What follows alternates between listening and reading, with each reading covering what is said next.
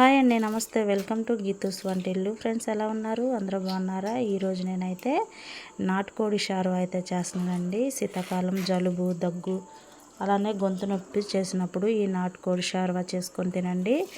అవన్నీ కంపల్సరీగా పోతాయి. దీనికోసం నేను 1/4 కిలో నాటుకోడి మాంసం అయితే తీసుకున్నానండి. 2-3 సార్లు శుభ్రంగా కడిగి ఇందులోకి 2 పెద్ద ఉల్లిపాయలు ఇలా మిక్సీ వేయడానికి కట్ చేసుకున్నాను. అలాగే 1 టమాటా, ఇంచున్నర అల్లం అయితే తీసుకున్నానండి. 15-20 వరకు వెల్లుల్లిపాయ రెబ్బలు అయితే తీసుకున్నాను. అలాగే ఒక పెద్ద కొబ్బరి ముక్క అయితే తీసుకున్నానండి. ఇవి మొత్తం అయితే మిక్సీ పట్టుకోవాలి. ఇందులోకి 1 ఉల్లిపాయ ఇలా సన్నగా కట్ చేసి తీసుకున్నానండి. 5-6 పచ్చిమిరపకాయలు ఇలా చిన్న చిన్న ముక్కలుగా కట్ చేసి తీసుకున్నానండి. ఈ నాటుకోడి షార్వా అయితే రాగి సంగటిలోకి, అలాగే దోశకి, ఇడ్లీకి, దేంట్లోకైనా చాలా చాలా టేస్టీగా ఉంటుంది ఫ్రెండ్స్. చూడండి, ఒక మిక్సీ గిన్నె తీసుకొని ఇందులో ఉల్లిపాయలు, అలాగే టమాటా, పచ్చిమిరపకాయ, అల్లం, అలానే ఎండు కొబ్బరిని అయితే నేను తీసుకున్నానండి. ఎండు కొబ్బరి, ఈ ఎండు కొబ్బరి మీకు ఇష్టం లేకపోతే ఇందులోకి 1 స్పూన్ నువ్వులు కానీ, అలాగే గసగసాలు కూడా యాడ్ చేసుకుంటే బాగుంటుంది. నేనైతే ఎండు కొబ్బరి ముక్క అయితే యాడ్ చేసుకున్నానండి. ఇవి మొత్తము మెత్తగా పేస్ట్లా పట్టుకొని ఇవైతే పక్కన పెట్టుకుందాం. ఈ షార్వాలోకి ఈ గ్రేవీ కోసం నేనైతే ఇవి మొత్తం మిక్సీ పట్టుకొని మీకైతే చూపిస్తానండి. చూడండి, ఇలా మెత్తగా మిక్సీ పట్టుకొని పక్కనైతే పెట్టుకున్నాను. చూడండి, మసాలా మొత్తం రుబ్బుకొని మిక్సీ అయితే వేసుకున్నాను. ఇందులోకి 1 స్పూను షాజీరా, అలాగే కొంచెం దాల్చిన చెక్క, 3 లవంగాలు, 2 యాలకులు, 1 బిర్యానీ ఆకు అయితే తీసుకున్నాను. ఇప్పుడు కర్రీ అయితే ప్రిపేర్ చేసుకుందామండి. చూడండి, స్టవ్ మీద గిన్నె పెట్టుకొని 4 టేబుల్ స్పూన్ల ఆయిల్ అయితే యాడ్ చేసుకున్నాను. మనం తీసుకున్న స్పైసెస్ అన్నీ ఇందులో అయితే యాడ్ చేసేసుకుందామండి. నూనె అయితే కాగింది. ఈ స్పైసెస్ మొత్తము కొంతసేపు అయితే నూనెలో అయితే వేగనిద్దామండి. చూడండి, ఈ మసాలా మొత్తం 2-3 నిమిషాల పాటు నూనెలో వేగడం వల్ల మంచి స్మెల్ అయితే వస్తుందండి. అలానే చూడండి, ఇవైతే వేగినాయి కదా, ఇందులోనే సన్నగా కట్ చేసుకున్న ఉల్లిపాయలు, పచ్చిమిరపకాయలు కూడా యాడ్ చేసుకున్నాను.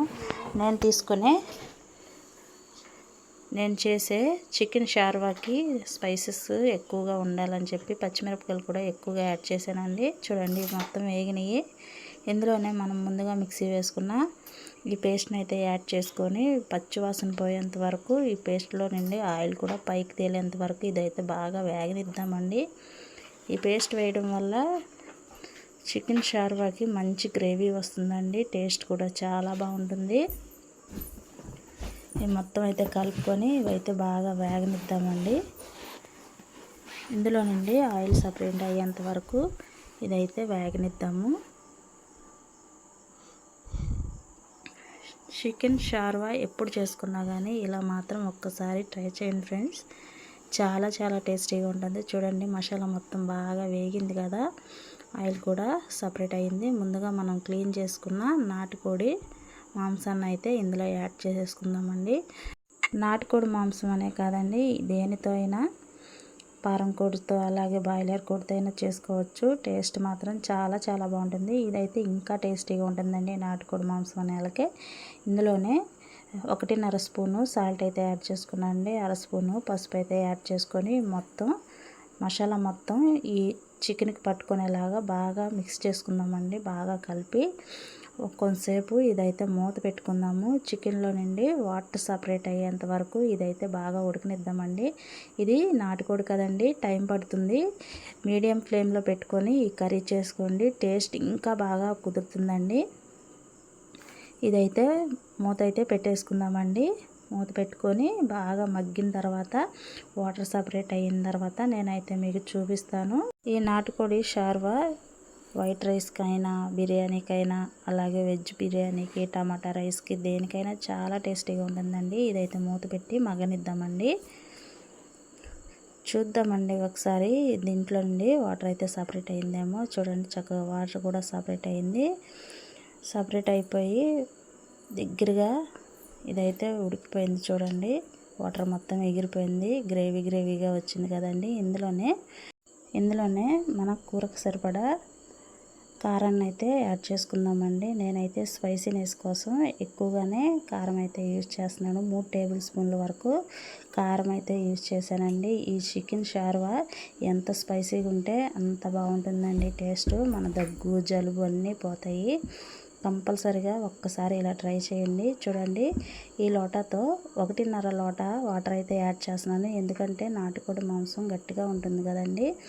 మనం కూరలో యాడ్ చేసే వాటర్ కంటే కొద్దిగా ఎక్స్ట్రా నీళ్ళు అయితే నేను పోసుకుంటున్నాను. ఈ మనం పోసిన వాటర్ మొత్తం 1.5 లోటాతో వాటర్ అయితే యాడ్ చేస్తున్నాం కదండి. ఇది మొత్తం మరిగి చూడండి, వాటర్ వేసుకొని కలిపేసుకున్నాం కదా. ఈ మనం పోసిన వాటర్ మొత్తం దగ్గరగా అయ్యేంత వరకు ఇదైతే ఉడకనిద్దామండి. ఆల్రెడీ మనం చికెన్ని ఎక్కువసేపు నూనెలో అయితే మగ్గనించాం కదండి. అలానే 1.5 లోటా వాటర్ అయితే వేసుకున్నాం కదా. ఇది తొందరగానే ఉడుకుతుందండి. మూత అయితే పెట్టుకున్నాము. చూద్దామండి ఒకసారి. చూడండి, మనం పోసిన వాటర్ మొత్తము చాలా వరకు దగ్గరగా ఎగిరింది కదండి. ఇంకొద్దిగా ఇదైతే ఎగరనిద్దాము. ఇందులోకి చూడండి, ఆయిల్ పైకి తేలుతూ చాలా బాగుంది కదా. ఇందులోకి 1 స్పూన్ వరకు నేనైతే ధనియాల పొడి యాడ్ చేస్తున్నానండి. అలానే 1/2 స్పూను గరం మసాలా అయితే యాడ్ చేసుకున్నానండి. ఇందులోనే మనం సన్నగా కట్ చేసుకున్న కొత్తిమీరను కూడా వేసుకొని ఒక 5-6 నిమిషాల పాటు ఇది మీడియం ఫ్లేమ్లో బాగా దగ్గరగా ఇంకొంచెం దగ్గరగా అయ్యేంత వరకు మరగనిద్దామండి.